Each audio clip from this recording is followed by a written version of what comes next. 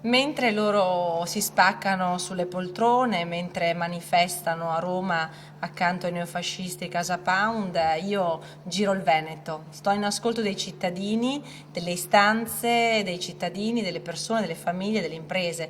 Francamente quello che succede in casa d'altri non mi riguarda in questo momento. La candidata del Partito Democratico alle regionali preferisce non commentare la spaccatura che si sta consumando all'interno della Lega Nord da appena 2 mesi dalle elezioni. Continua il tour dei comuni del Veneto. Alessandra Moretti, ascoltando la gente, dice: per questo uno dei temi centrali della sua campagna elettorale sarà la sicurezza. Il tema della sicurezza sarà centrale nella mia campagna. Per 20 anni questa regione è stata governata dal centrodestra e noi con il motto "Padroni a casa nostra" siamo purtroppo più poveri e più insicuri di prima.